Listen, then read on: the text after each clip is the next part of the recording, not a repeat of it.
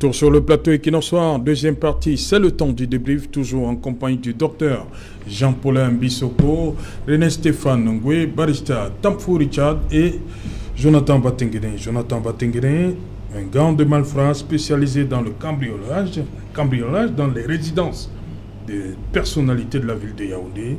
Vous avez vu? Déjà sur leur cible. Un mot sur la cible. La cible, ça, ils ont manifestement choisi les personnes UP. Pourquoi? Certainement parce que ces derniers sont porteurs d'un capital. Donc ils se disent que les potentialités d'avoir un butin considérable sont élevées et ça devient leur cible.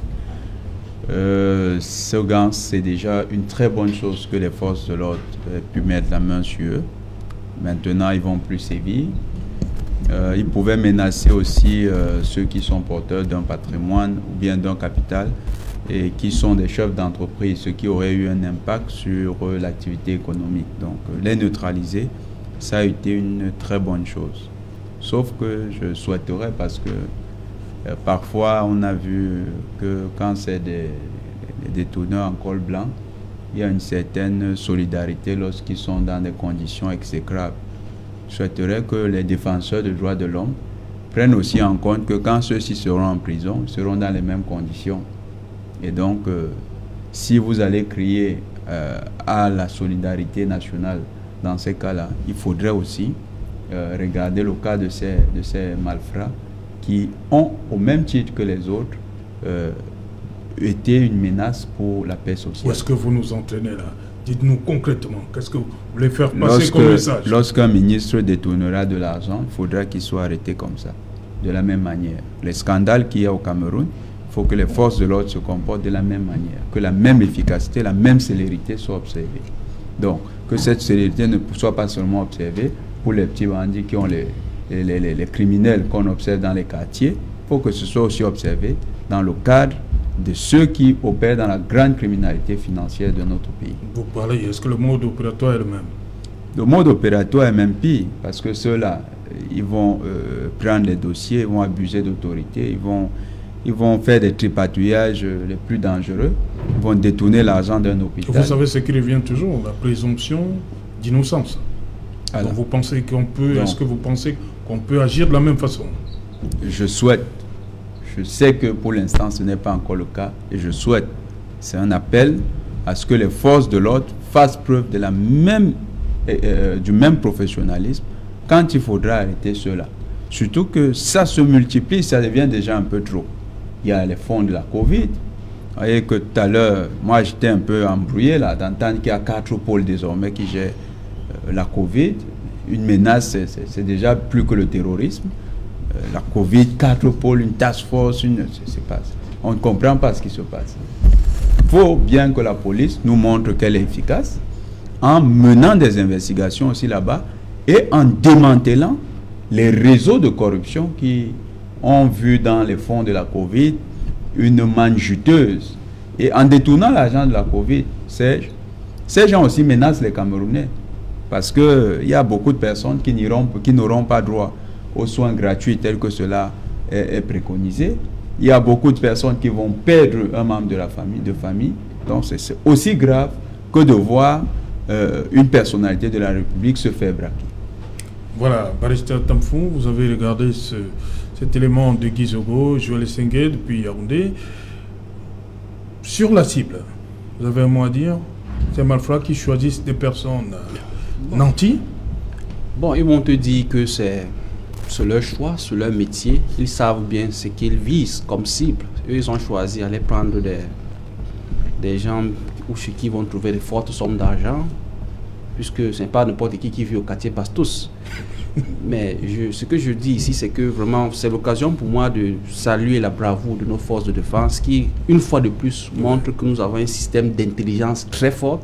Et quand elle veut vraiment agir, elle peut mettre hors d'état de nuit ce genre de criminels. Je me surprends d'avoir 11 armes à feu. Oui. Vous pouvez imaginer ce qu'ils ont déjà pu subir aux populations. est-ce qu'on essaye un peu de regarder comment est-ce que ces armes-là, ils parviennent à les avoir. Avoir 11 différentes armes, c'est trop. Je m'attendais peut-être à avoir un groupe de gangs de 11 personnes avec une arme. Mais s'ils sont 11 avec 11 armes à feu, ça veut dire qu'il y a sûrement quelque chose qui ne va pas. Est-ce que ce sont les forces de maintien de l'ordre qui les fournissent ces armes-là? Comment est-ce qu'ils parviennent à obtenir ces armes-là? Il faudra qu'on révise la façon est-ce qu'on octroie les armes à feu aux citoyens. Donc, ils ont déjà commis beaucoup de gaffes. 99 jours pour le voleur, un seul jour pour le grand patron. Ils sont tombés et ils auront à faire maintenant face à la justice. Et ce que nous souhaitons, c'est que lorsque la chaîne de la justice va commencer, qu'on ne les arrête pas et que demain, ils sont dehors. Voilà. Que les magistrats... C'est votre plus grande crainte? Oui. Qu'on retrouve ces personnes-ci en quelques jours en liberté? Oui, nous savons tous les failles que notre système judiciaire a. Aujourd'hui, les policiers les ont arrêtés avec les armes. On va les déférer devant le procureur. Le procureur peut-être va estimer qu'ils n'ont pas commis d'infraction. Il va les libérer. Ou peut-être s'il pense que, ok, il peut les placer en détention. On va les juger. Et comme ils sont ciblés des gros hommes, peut-être ils auront de l'argent pour essayer d'influencer, puisque nous savons comment le système, la machine marche. Si c'est un magistrat qui suit le dossier et qu'on apporte peut-être un bon bulletin, il va récupérer et les laisser dehors. Donc, il faudra que tout le monde fasse son travail à son niveau. Les forces de défense ont déjà fait leur travail de les arrêter. Et montrer à la face du monde. Oui, bien que pour l'instant, ils sont encore présumés innocents. Donc, il faudra que le tribunal puisse les juger et qu'on puisse avoir des condamnations contre eux et que vraiment qu'ils soient en prison et qu'ils puissent se reconvertir. Là, pour eux, quand ils vont quitter la prison et qu'ils reviennent à la société, qu'ils comprennent que l'acte qu'ils ont posé ou vouloir gagner sa vie par cette facilité n'est pas bon, qu'il faut qu'il aille au travail. Voilà, René Stéphane Goué, les forces de l'ordre, la police judiciaire, c'est bien cela? Voilà la police judiciaire à Yaoundé.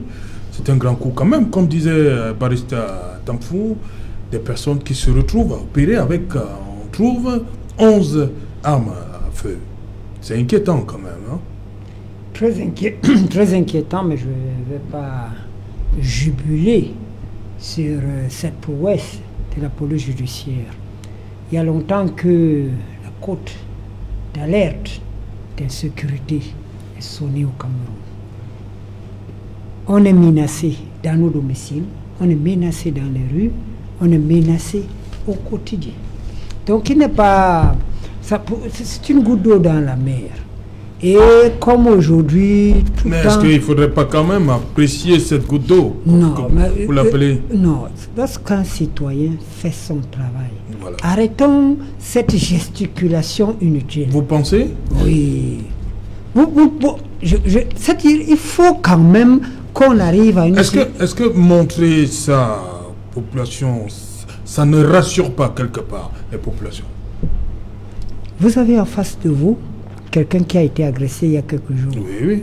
Vous croyez qu'en me montrant des armes et des coupables, alors que chaque minute, je dis bien chaque minute à Douala, il se passe une agression.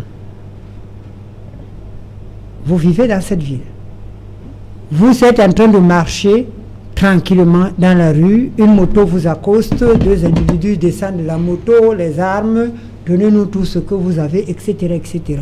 Non, il faut qu'on arrive à juguler l'insécurité. En ce moment, la police judiciaire peut s'étarguer de tout ce que nous voulons faire. Mais ce n'est pas par un coup d'éclat, parmi 1000 cas de société qu'on va commencer à jubiler. Depuis qu'on les a arrêtés, là, combien de cas d'agression, de vol ont été opérés à Yaoundé et signalés? Donc, les effets d'annonce, c'est bien. Et puis, comme on sait, j'ai un cousin, père à son âme, il était commandant à la gendarmerie. Il était un abonné à l'époque, il n'y avait pas beaucoup de médias. Et il y avait quand même la FM 105 qui faisait... Il passait tout son temps à la FM 105 parce qu'il fallait qu'il montre qu'il travaille beaucoup et qu'on lui donne un poste plus... Non, il faut aujourd'hui à toute chose, raison gardée. Il faut des proportions. Ce n'est pas parce qu'on a attrapé un groupe de malfrats qu'on va applaudir. Il faut qu'on se dise, ok, ça fait une semaine à Yaoundé, on n'a pas connu une agression. Ça fait 2 semaines à Yaoundé, on n'a pas connu une agression parce que les forces de l'ordre sévissent. En ce moment-là, on a des éléments d'évaluation. Mais ce n'est pas parce qu'on a été au domicile d'un cousin et que bon, du coup on s'aperçoit qu'on est policier, qu'on met tout en œuvre et puis on appelle les caméras de la télévision, venez filmer, machin, tout ceci. Oh, bien au contraire. Le docteur va peut-être vous le dire tout à l'heure, il y a des gens dont la simple vue de ces armes à la télévision les traumatise davantage pour ce qu'ils ont vécu comme agression, que ce soit en route ou à leur domicile. Donc, moi je dis, il faut qu'on essaye de faire autrement. On est dans une société où on est trop à la recherche de la facilité. Et c'est bien dommage. Ce n'est pas le Cameroun de mes ancêtres, ce n'est pas le Cameroun de ma culture nationaliste de gauche.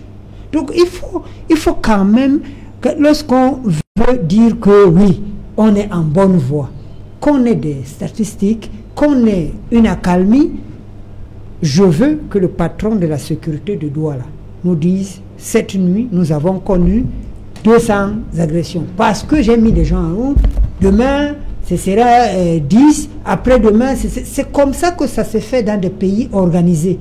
Et qu'on ressente qu'on est en train de minimiser l'insécurité. Mais ce n'est pas pendant qu'on est en train de faire le reportage à Equinox sur les espoirs de nos forces de l'ordre, au moins 3, 4 cas d'agression sont en train de se dérouler en ce moment dans la ville de Douala. Donc l'insécurité est galopante. Nous ne nous sentons pas en sécurité ni chez nous, ni dans la rue. On ne pense pas être encadré par les forces de l'ordre. Lorsque vous appelez des numéros verts, on vous dit il n'y a pas de carburant, ou bien non, précisez, ou bien ils arrivent 2 heures du temps après machin. Et honnêtement, je ne suis pas un rabat-joie, mais je veux d'autres éléments d'évaluation de notre capacité à agir face à l'insécurité. Voilà, docteur Bissoko, vous avez vu ce qui se passe chez nous. Petite comparaison, comment ça se passe à Parma pour le grand banditisme? Déjà, moi, je veux féliciter les forces de l'ordre parce que toutefois qu'ils se déploient, on voit l'efficacité et la pertinence, les résultats y sont. Bon, après, le suivi, on ne sait pas, mais tout au moins, il faut reconnaître que la police camerounaise fait de son mieux pour protéger la population camerounaise, avec les moyens qu'elle a, évidemment, je pense. De l'autre côté, ils ont beaucoup plus de moyens. Aujourd'hui, on profite de la technologie. Aujourd'hui, toutes les villes, toutes les rues sont contrôlées. Et il y a des drones permanents, il y a des télécaméras postées. Donc, le policier, il est dans des coins stratégiques et il y a moins de criminalité. Donc, je pense qu'ici, il s'agit des moyens et de la technologie. Mais pour ce que disposent nos forces de l'ordre, moi je dis mes félicitations. Ok. Je reste avec vous, docteur Bissoko, par rapport au vaccin. On sait que ce n'est pas obligatoire le vaccin. Oui. Est-ce que ça s'applique au personnel de santé? Est-ce que tout le personnel de santé est obligé de se faire vacciner? Ou bien certains peuvent dire non, du fait du caractère non obligatoire, je me vaccine. Bon, disons que en principe, le vaccin ne devrait pas être obligatoire. Oui, pour le personnel de santé. Encore moins, oui, il s'agit ici d'une conscience professionnelle. Conscience professionnelle. Ok. Oui. Mais il n'est écrit nulle part qu'on est obligé, parce qu'on est personnel de la santé, d'être vacciné. Oui. Hein, il n'est écrit nulle part. Donc, je dis, il s'agit ici de montrer de montrer un exemple dans ce cas. Hein. Moi, je suis vacciné parce que je crois que c'est juste de me protéger et de protéger les autres. Ouais. Voilà. Donc, je ne pense pas que ce soit une obligation. La liberté est individuelle. Et même, je vous dirais, le vaccin, chez nous, en fait, en Italie, il y en a plusieurs qui ont été vaccinés naturellement. C'est-à-dire, une fois qu'ils ont contracté la maladie, ils ont développé autant d'anticorps tels qu'ils n'ont pas besoin du vaccin. Vous voyez? Et je rappelle toujours que l'OMS, l'Organisation mondiale de la santé, a dit qu'il y aura que ce virus, disons que cette maladie a été contractée, disons que non la maladie, mais le virus a contracté plus de 70% de la population mondiale. Oui. Alors, si 70% de la population mondiale est entrée en contact avec ce virus, ça veut dire que au moins 50 personnes ont une immunité naturelle. Oui. Donc, on est, sans le savoir, protégé de toute façon. Quand on parle de tests positifs asymptomatiques, alors, ça veut dire que tu as le virus, mais tu n'as pas la maladie. Tu n'as pas la maladie, pourquoi? Parce que tu as des anticorps qui te protègent, qui t'ont protégé contre la maladie. Donc, je pense que le vaccin est une chose fondamentale. Qui a l'occasion d'en faire doit le faire. Voilà justement une autre question technique qui revient très souvent. Après, il y a quand même des pays où des populations ont déjà été vaccinées, c'est-à-dire qu'ils ont pris leurs 2 doses. Ouais. Pourquoi donc continuer à porter le masque? Alors, Est-ce que le vaccin vous immunise complètement? Pourquoi donc continuer à mettre le masque, respecter les mesures barrières? Comment comprendre ça? alors, il faut Prenons le cas d'Israël où on se vante de ce côté-là d'avoir vacciné le maximum de la population. Alors, il faut dire que il faut différencier la maladie, n'est-ce pas, et la contamination. Oui.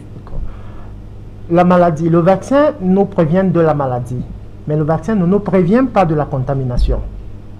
Ceci dit, on peut être vacciné et être porteur du virus, et par conséquent contaminer la personne vulnérable qui après va tomber malade. Je ne sais pas si je me suis fait comprendre. Le vaccin n'empêche pas, le vaccin protège l'individu. Le vaccin te permet de produire des anticorps qui te défendent face à l'agent pathogène. Donc tu ne tombes pas malade. Ou tout au moins, quand tu manifestes la maladie, tu vas la manifester d'une manière légère. Ça. Mais tu peux être porteur du virus. Et donc, tu dois te protéger. Dans ce cas, tu ne te protèges pas, tu protèges les autres. Oui. Hein? Une fois que tout le monde sera protégé de la maladie, dans ce cas vacciné, ou d'une manière directe ou indirecte, ou naturelle, je veux dire, on pourra peut-être faire à moins du masque. Moi, ce que je pense, c'est qu'il faudra qu'on apprenne à convivre avec ce virus, parce qu'il est dans l'air. Le monsieur disait tout à l'heure qu'on pourra l'éradiquer. Non, je pense que ce sera difficile, parce qu'il est dans l'air. Il va rester, on va convivre avec, on va apprendre, la société va s'adapter. Le problème, c'est les malades, c'est les morts. Avec le vaccin, on réduit le nombre de malades. Avec les mesures barrières, on réduit aussi les contaminations, par conséquent, le nombre de malades et de morts. Donc, pour un peu, je pense, il y a le directeur général de la prévention de l'Organisme mondial de la santé qui a dit qu'au moins pendant 1 ou 2 ans, on sera appelé à continuer avec ces mesures barrières. En attendant, et surtout parce que, comme je disais tantôt, il n'y a pas de vaccin. Okay. Il n'y en a pas. Donc, nous, on l'a eu par un don.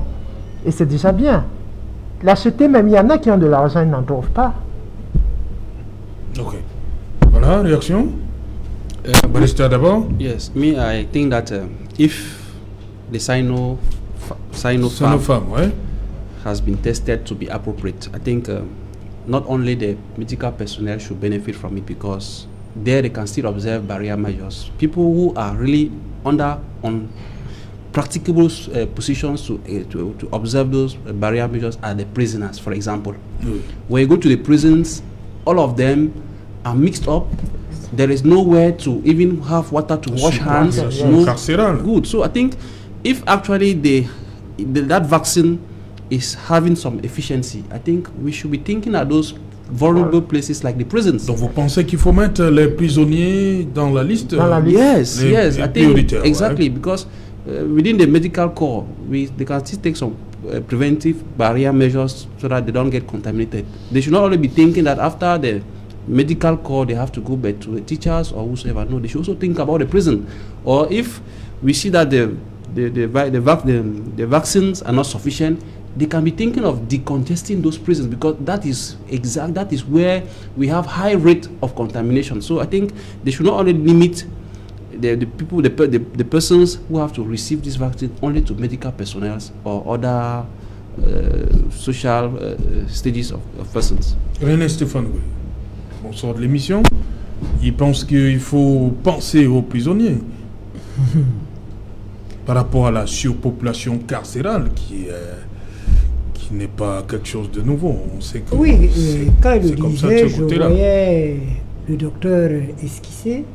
Bon, c'est un homme de science, il a une meilleure appréciation. Mais moi, je continue de dire, je ne lis pas dans les boules de cristal. Je ne peux pas savoir quelle est l'efficacité du vaccin aujourd'hui et quelle est sa portée pour pouvoir dire qu'il faut qu'on vaccine la population carcérale.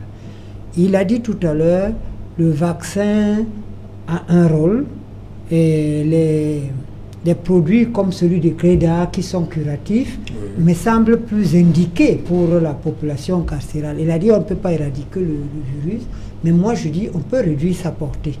Ça, franchement, sans être un homme scientifique, avant que le virus n'arrive au Cameroun, il a vécu dans d'autres pays. Et on sait de quelle manière il a pénétré ici, et on sait qu'on peut, en adoptant telle ou telle méthode, réduire le nombre de contaminations. Et dès que le nombre de contaminations est réduit, le virus a beau être imaginaire, en l'air. Donc, honnêtement, je vous ai dit, Serge, lorsque vous m'avez invité, que c'est un sujet difficile. Je ne peux pas parler des sujets scientifiques avec autant d'aisance, avec être affirmatif et donner des orientations sans les statistiques viables et sans des outils qui me permettent de dire que oui, en faisant ceci aujourd'hui, voilà ce que nous allons obtenir. Le vaccin nous protège-t-il véritablement? Je ne sais pas. Il y a des données scientifiques qui le prouvent. Mais moi, je ne les ai pas. Mais lisez, il y a une littérature scientifique publiée. Quand on dit qu'un vaccin est efficace à 92%, par exemple Pfizer, il y a des études. Moi, je dis toujours, la maladie est nouvelle. Voilà. Elle est nouvelle. Il faut avoir l'humilité de reconnaître que les chercheurs sont en train de travailler. Personne n'a la boule de cristal. On est en train de travailler dessus. Le vaccin, il est sorti en un an. Vous ne voulez pas dire qu'on t'attend? Vous ne voulez pas utiliser l'esprit? Oui, mais à ce moment, au début, on a tâtonné, il faut le reconnaître. Oui. Mais on continue à tâtonner, docteur. Mais écoutez, on continue à tâtonner. Les méthodes qu'on a présentées, le confinement, ça n'a pas donné. Ça n'a pas donné. Vous voyez la réaction des populations aujourd'hui avec les gouvernements qui veulent reconfiner la population. C'est comme une pilule difficile à avaler. Je comprends. Serge, allons sur ce que essaye de nous dire le docteur. Vous vaccinez en Europe. Oui, on vaccine.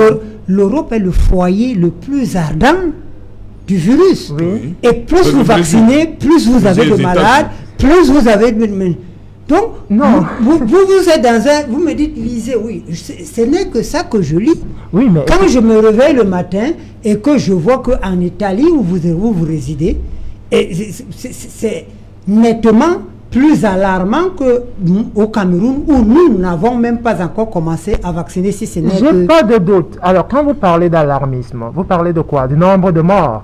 Oui. C'est un concret. C'est de ça qu'il s'agit. Nombre de morts, nombre de contaminés. Oui, mais écoutez, le nombre de contaminés, je vous dis déjà, le nombre de contaminés, même au Cameroun, je ne veux pas me fier. Plus de tests on fera, plus on trouvera de contaminés. Combien de tests on fait au Cameroun? Moi, je suis convaincu que ici, si on fait on teste 10 personnes, on va trouver au moins 2 positifs. On a démontré que plus de tests on fait, plus on trouve de positifs. Il y a des gens qui, sans symptômes, vont faire un test, beaucoup de voyageurs se retrouvent positifs. Oui. Vous êtes dans les SI, et c'est pour cela que quand on est dans les SI, Quel cible? Les hommes comme moi n'avancent plus. Parce que moi, je ne suis pas dans les suppositions. Non, je ne suis pas dans les suppositions. Merci, on va donner 30 secondes rapidement, Jonathan. Oui. On arrive au terme de l'émission.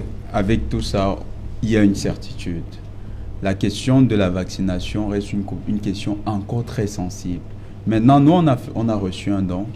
S'il s'agit de l'utiliser de manière efficiente, que les autorités qui ont défini donc, les populations cibles, c'est-à-dire les populations les plus sensibles, appliquent cela sans disparité. Parce que l'un des problèmes aussi au Cameroun, c'est les disparités. On va privilégier maintenant, c'est peut-être des individus qui sont dans la classe aisée, et on va défavoriser celles qui n'ont pas accès ni à l'information. Il faudrait que ce soit assez démocratique. Merci. Et que cela soit mené de manière transparente. Démocratique avec 200 000 doses? Il y en a peu. Quand je dis démocratique, oui, c'est-à-dire qu'on applique en proportion équivalente dans toutes les couches de population qui représentent notre nation. Merci, on va voir. On a parlé de 243 centres pour 200 000 doses. On va voir ce que ça va donner. Nous sommes là et qu'il en soit, on va suivre. Surtout, moi, j'attends la deuxième dose. Non, Vous avez déjà la première? J'attends de voir qu'il y aura la première et la deuxième dose.